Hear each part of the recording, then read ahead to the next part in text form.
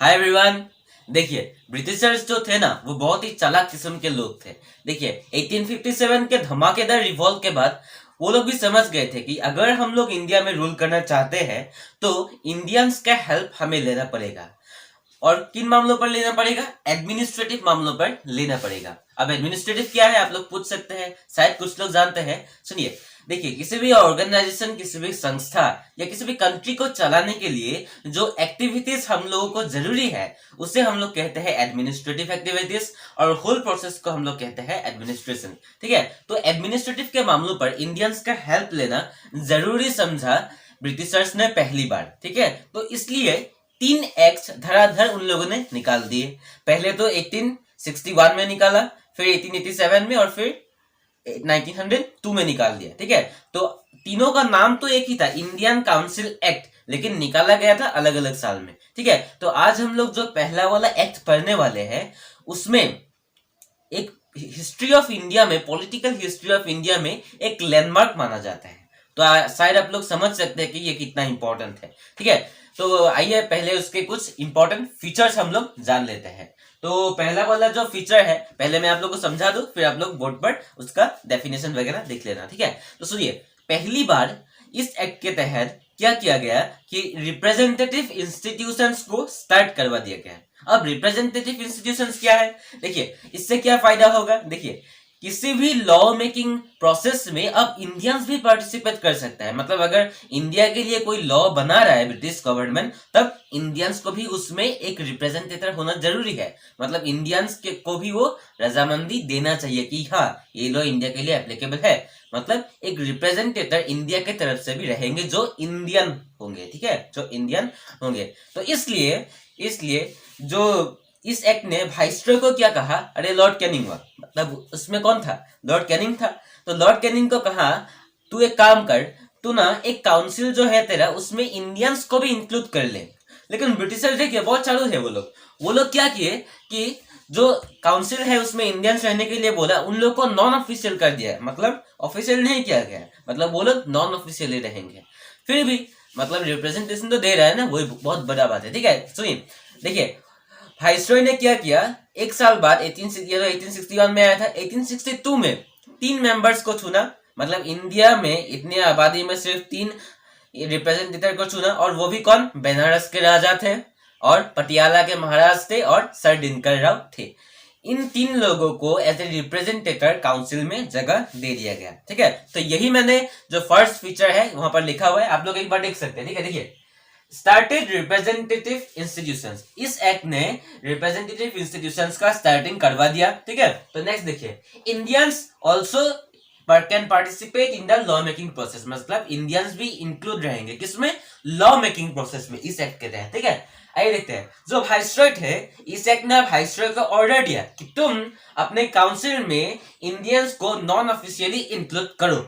ठीक है, तब लॉर्ड कैनिंग ने क्या किया, जो वाइसरॉय थे उन्होंने बनारस के राजा को, पटियाला के महाराज को और सर दिनकर राव को काउंसिल में नॉन ऑफिशियली इंक्लूड कर लिया।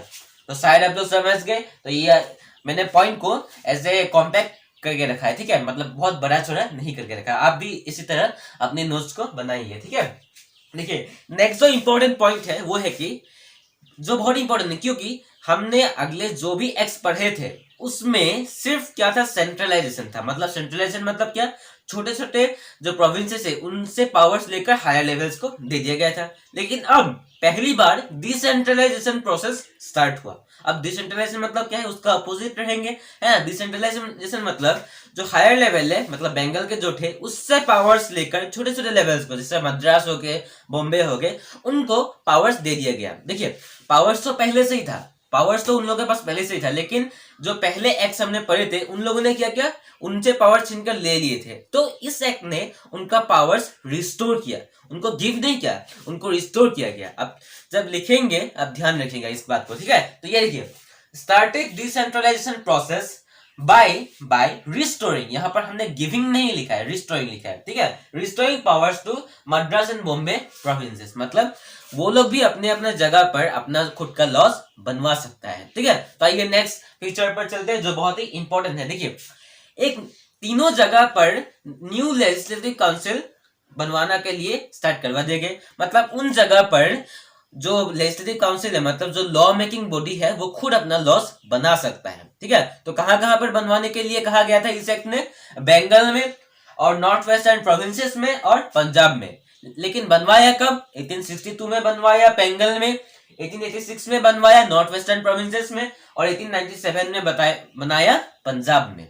ठीक है, लेकिन बनवाया। ठीक है, तो आइए नेक्स्ट पॉइंट पर चलते हैं। जो बहुत इंपॉर्टेंट है वो देखिए, ये थोड़ा सा लंबा है क्योंकि बहुत पॉइंट्स इसमें कवर हो रखे हैं। ठीक है, आप लोग इसे देखिए empowered viceroy to make rules and regulations and orders for the companies convenience of transaction. मतलब बिजनेस के मामलों में जो भी ट्रांजेक्शन वगैरह रहेंगे, उसमें जो भी कन्वीनियंट रहे, जो भी इजी रहे, जो भी सही रहे, आप उसमें, मतलब वाइसरॉय को कहा जा रहा है। ठीक है, वाइसरॉय उसमें क्या कर सकते हैं? रूल्स वगैरह, लॉज वगैरह, ऑर्डर्स वगैरह बना सकते हैं। ठीक है, तो यही कहा गया था। और देखिए पहली बार, ये बहुत इंपॉर्टेंट क्वेश्चन है, पहली बार पोर्टफोलियो सिस्टम को यहां पर इंट्रोड्यूस किया गया। मतलब माना, देखिए लॉर्ड कैनिंग ने 1859 में ही क्या किया था? पोर्टफोलियो सिस्टम को इंट्रोड्यूस कर दिया था। लेकिन इसे ऑफिशियली माना कब गया था? 1861 के एक्ट ने इसे माना था।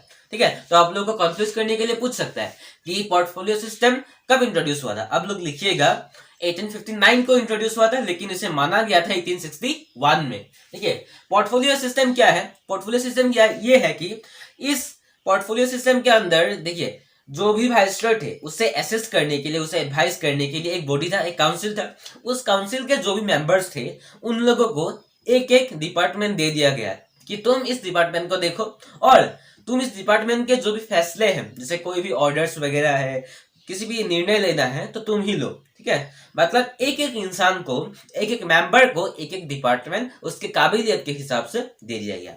ठीक है, तो यही है पोर्टफोलियो सिस्टम के अंदर, यही मैंने लिखा हुआ है, आप लोग एक बार देख लीजिए। ठीक है, empowered viceroy to make rules and orders for companies transactions. मतलब जो भी ट्रांजैक्शन वगैरह बिजनेस में रहेंगे वो वाइसरॉय उसमें लॉस वगैरह बना सकते हैं। देखिए, और पोर्टफोलियो सिस्टम एस्टैब्लिश, और लॉर्ड कैनिंग ने उसे 1859 में ही एस्टैब्लिश, इंट्रोड्यूस कर दिया था। लेकिन देखिए पोर्टफोलियो सिस्टम क्या है? जो भी काउंसिल मेंबर्स रहेंगे वो एक डिपार्टमेंट के इंचार्ज रहेंगे और वो उस डिपार्टमेंट में ऑर्डर्स वगैरह, रूल्स वगैरह ऑन देयर ओन डिपार्टमेंट बना सकता है। ठीक है, तो ये नेक्स्ट पॉइंट पर चलते हैं, यही बहुत इंपॉर्टेंट है। ठीक है, देखिए वाइसरॉय जो है इमरजेंसी सिचुएशंस में वो ऑर्डिनेंस पास करवा सकता है। अब ऑर्डिनेंस क्या है आप लोग पूछ सकते हैं मुझे, है ना? देखिए ऑर्डिनेंस मतलब है अथॉरिटी के तरफ से जो भी ऑर्डर पास किया गया है। ठीक है, इमरजेंसी सिचुएशंस में बिना लेजिस्लेटिव काउंसिल से बात किए ही वाइसरॉय क्या कर सकते हैं? ऑर्डिनेंस पास करवा सकते हैं। मतलब